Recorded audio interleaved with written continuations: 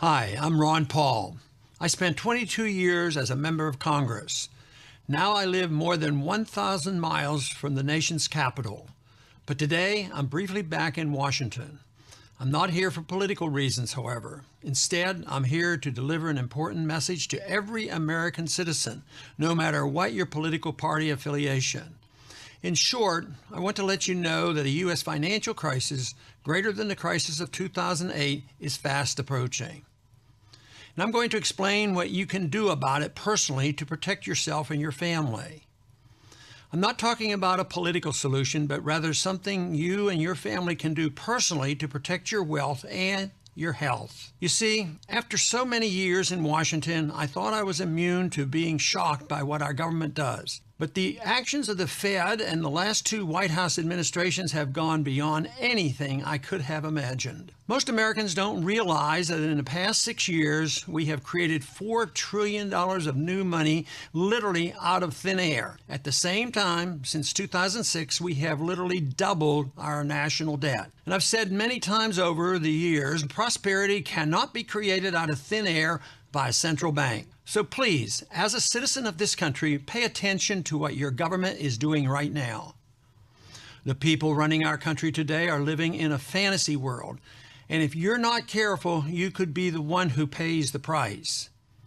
Hardly anyone is talking to the American people honestly about what is going to happen in our country.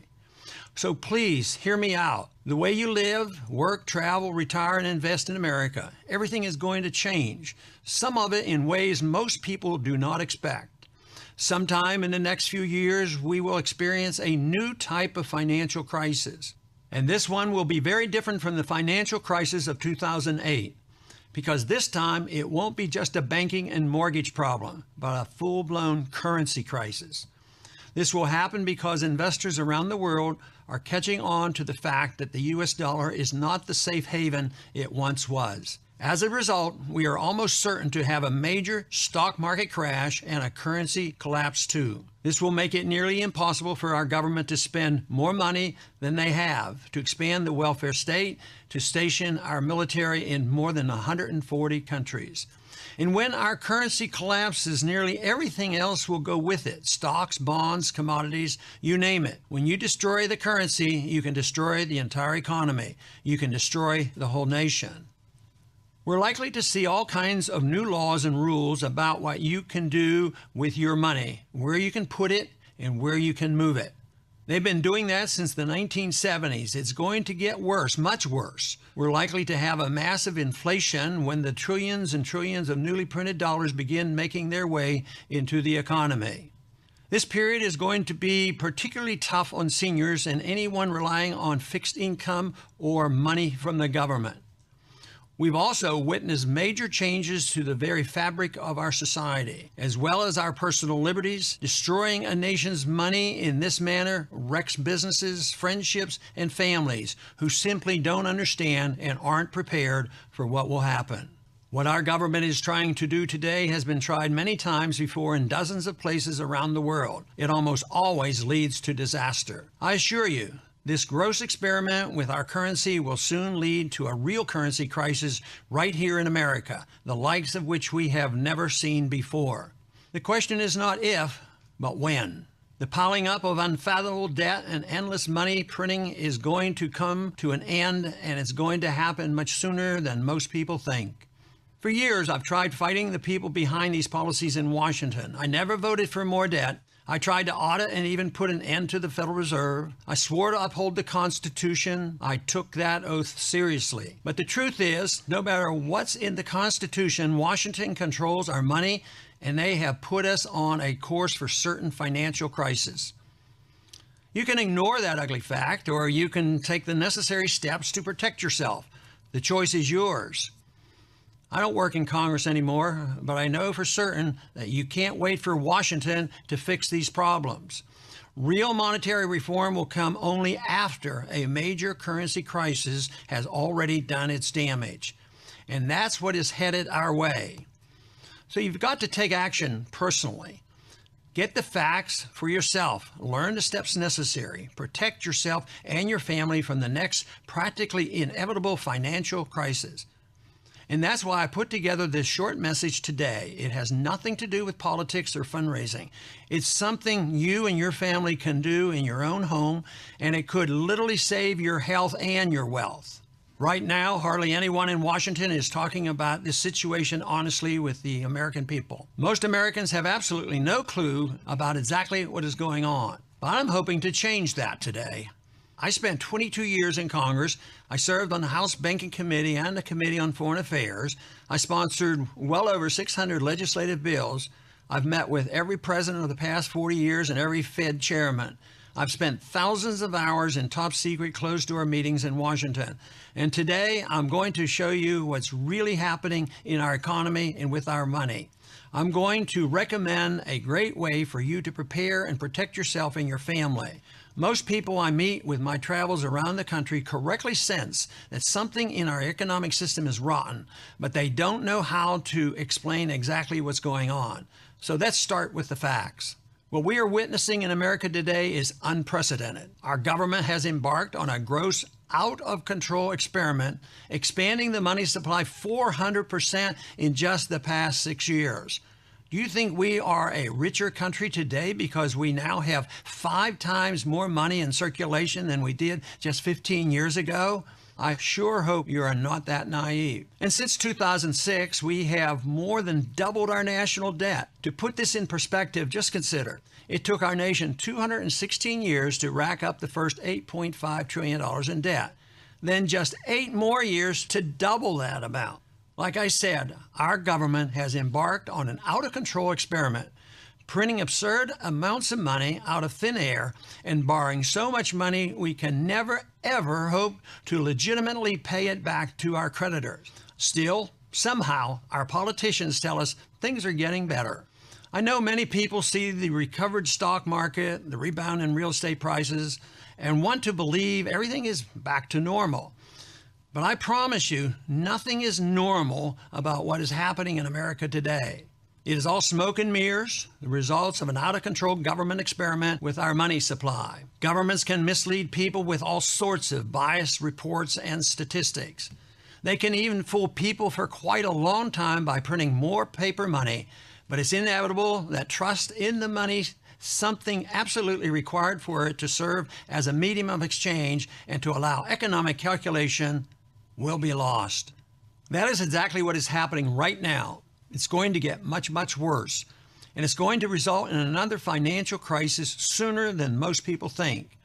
Governments have the power to declare paper to be legal tender, but they do not have power to give that money any real value. And this is something the politicians won't tell you. Most people don't understand the difference. If you don't believe that these policies are already causing major problems, just look around at what is happening today. And please ask yourself, how can the economic situation in America be normal when roughly 75% of Americans are living paycheck to paycheck with essentially zero savings? The labor force participation rate, basically the percentage of able-bodied people who are actually working, has fallen every year since 2007 and is at a lowest level since the 1970s. How can things really be normal in America when the number of people on food stamps has basically doubled since 2009 and when half of all children born today will be on food stamps at some point in their life? Yes, you read that correctly. Roughly 50% of all children born in America today will be on food stamps at some point in their lifetime. Does that sound normal to you? Can our country really be back to normal when, according to the most recent numbers from the Census Bureau, an incredible 49% of Americans are receiving benefits from at least one government program every single month? Or when 52% of all American workers make less than $30,000 a year? Can things really be normal in America when at one point a single U.S. government-controlled agency, the Federal Reserve, was purchasing up to 70% of the bonds issued by the U.S. Treasury simply by creating money out of thin air? Or when the too-big-to-fail banks that got bailed out in 2007 are actually 37% larger than they were back then? And how can things be normal when our country's money supply has increased by 400% since 2006, all just printed out of thin air? Look at this chart. It should scare the heck out of you. It shows that what has taken place over the past few years with the US dollar is something straight out of Weimar Republic or the last 20 years in Zimbabwe.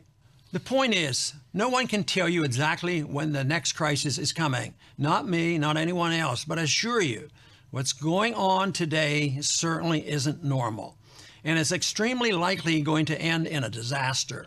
The next phase of this currency crisis will threaten our very way of life. The savings of millions could be wiped out. This disaster will change your business and your work. It will dramatically affect your savings accounts, investments, and retirement. It will change everything about your normal way of life. Where you vacation, where you send your kids or grandkids to school, how and where you shop, the way you protect your family and home. You absolutely must learn to protect yourself, and that's what I want to show you how to do today. Just remember, we as Americans are not immune to the basic laws of economics and finance. Many people in America, including almost every politician in Washington, don't understand this because they have no idea how free markets work and because the US dollar has dominated the financial world for more than 50 years. But history has proven bad economic policy destroys economies. It will happen over and over again, and no policy is more dangerous than America's current monetary policy of printing trillions of dollars out of thin air and borrowing trillions more. Over the past 100 years, many other governments around the globe have tried to do exactly what our government is doing today. That is, print money in massive quantities to pay growing, insurmountable debt. It's just the past 100 years, for example, we've seen this scenario play out in Germany, Russia, Austria, Argentina, Brazil, Chile, Poland, the Ukraine, Japan, and China, just to name a few. And so far, this experiment has a perfect track record. In every case, in every instance, printing and borrowing money on such levels has always led to financial and economic crisis. This idea was even written about in the Bible in Genesis 47:15.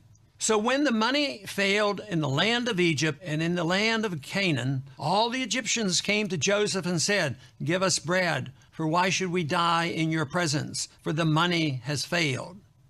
Today, the very same process is well underway in the United States. The point is, I know for certain that America is in for some major changes to our economy, our country, and our very way of life over the next few years. And believe me, I'm not trying to scare you. I simply want the people of this great country to wake up, to pay attention, and to realize the logical conclusion of what our government is doing today. Today, we as a nation owe more money to more people than any nation in history. We owe more money than all of the European Union combined. And the U.S. debt per person is more than twice as much as in the EU. Now, our politicians will tell you that everything is okay. They point to a rising stock market, low inflation, recovering real estate prices, and declining unemployment and say, hey, we're back on the right track. We'll be fine. Our government would have you believe, without any proof whatsoever, that it can order the Federal Reserve to prevent interest rates from ever rising to a level that would cost the American people or the government anything. Our politicians believe, again without any proof whatsoever, that they can stimulate the economy by even more deficit spending so that it grows faster, allowing tax revenues to produce a surplus. But I'm sure you know better. You must. The only question is, will you take the necessary steps to be ready? I sure hope so. I can't tell you, after decades of grappling with the Fed officials in committee meetings and in lunches and private discussions with Fed chairmen, a lifetime of reading serious economic literature and a profound awareness of the dangers to liberty in our time, I know there is absolutely no hope for the Fed or the government to conduct responsible monetary policy. I once rode alongside President Reagan on his helicopter, Marine One, and the subject of what's happening to our money came up. Ron, the president told me, no great nation that abandoned the gold standard has remained a great nation.